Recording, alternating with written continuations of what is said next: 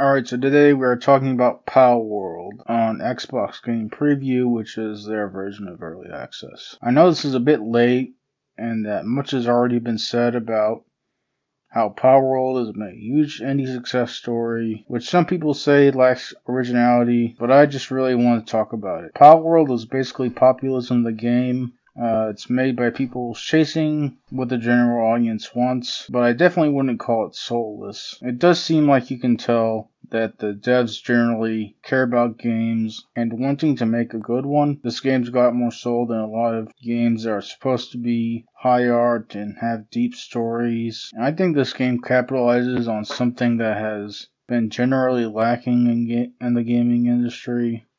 It's a vigorous, unrelenting pursuit of fun above all else. Now, I'm not at all against narrative-rich, meaningful games, but since the end of the 360 era, it seems every game wants to be the next Last of Us, and we've gotten some great games from this, but we still need video games that are games first. We can't just have the same thing all the time. And I'm also not saying that games are lacking fun just because of narrative. Sometimes it's because they're cash grabby or whatever else. Before we get into the rest of the video, I'd like to mention that my Steam game, Laser Rush Reloaded, is available to play right now. Shoot, climb, slash, dash, jump, slide, and ride into the most intense roller coaster of a movement shooter platformer that you've ever played. Experience challenging, chaotic combat and high-stakes platforming at the same time. Fight at top speed and laser rush. Also, I want to make sure the game is as good as possible. Any feedback is greatly appreciated. You can do so in the Steam Community Hub or wherever else. So let's dig into the gameplay. Now, the quick summary for this game has been that it's Pokemon with guns, but it's more survival game where you eventually get guns, and it also has the Pokemon. But at the end of the day, what it is good. The survival loop of gather resources, build new stuff is pretty good for the first half. The new stuff is interesting and good things that you really want, like a crossbow or a grappling hook, but the second half is generally not as good and interesting. It's a lot of upgrades to the stuff you already have. It's especially bad in the last bit of the game. The combat is fairly good. The melee and shooting are kind of generic, but I'm surprised how well the dodge roll emulates a low difficulty Souls-like. Now personally, I don't like the heavy RPG-ness of the combat where levels mean a lot, especially in the late game. That being said, it's not as bad as something like the Assassin's Creed RPGs. There's good character mobility, like sliding downhill, parachute gliding, and the grappling hook, but unfortunately, it's all made irrelevant as soon as you can ride a flying PAL. PALs are fun and you want to catch them all, and are a pivotal part of combat as you trade aggro with your PAL to defeat the enemies. PALs have special abilities where you can either use them as a weapon or ride them, doing things like using Fox Sparks as a flamethrower can be fun, but unfortunately it's often more effective to let them fight on their own. Running them is the best way to travel, and you can also use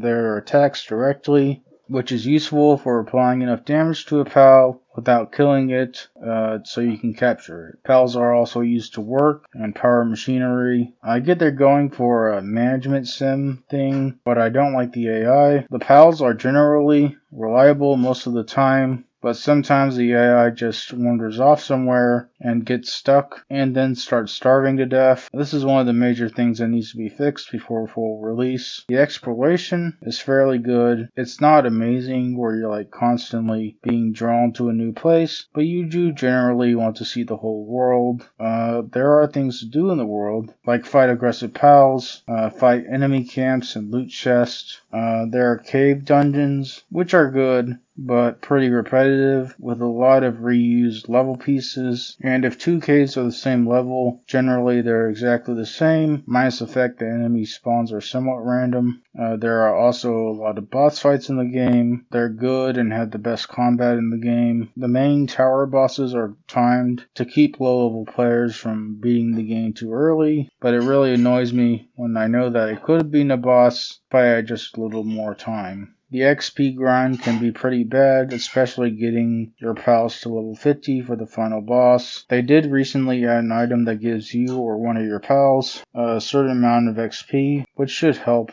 I also don't like how the main way of getting XP is capturing 10 the same pal. It's very repetitive. It should be more like 5, with an extra bonus for capturing a new type of pal. There's not much story, but you can tell there's a significant amount of lore, and it's an interesting world. It would be nice if there were more villages that had NPCs with something interesting to say, or those NPCs out in the wild. Also, a lot of lore is told through written notes, and I almost never read that stuff.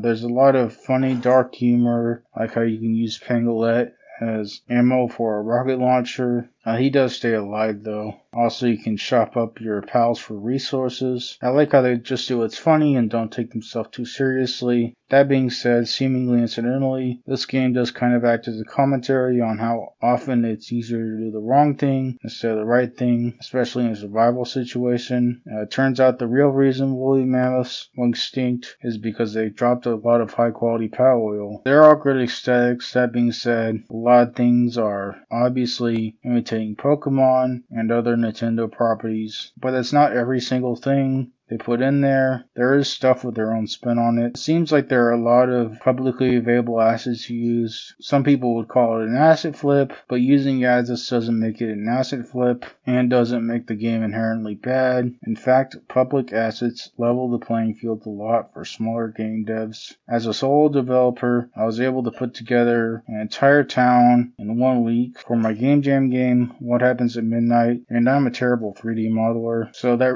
really helps a lot. I was able to achieve my vision without having to learn or hire someone that's good at 3D modeling. Also, to be clear, stealing assets that aren't publicly available isn't okay, but no one seemed to turn up real evidence that Palworld has done that. But they did come close with a lot of their Pokemon imitation designs. It should also be said that it does take a certain degree of artistic talent to curate / recreate and imitate art. The PAL designs are good at the end of the day, and I think around half of them are fully original anyway.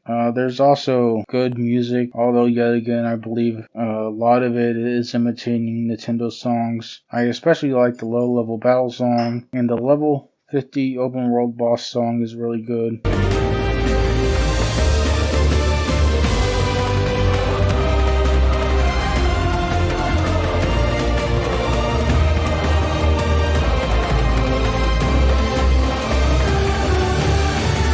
This being early access, there's still a lot of glitches and unfinished stuff, and I hear it's worse on Xbox. There's only one glitch that truly lessens the gameplay experience, and it's that in later areas of the game, the terrain doesn't load in properly, and you can fall through certain spots in the world. On their list of stuff to fix, that needs to be their top priority. Overall, Palworld is a nice success story and a pretty good game. I'm giving it an 8.32. Thank you to anyone that likes, comments, or subscribes. That's it.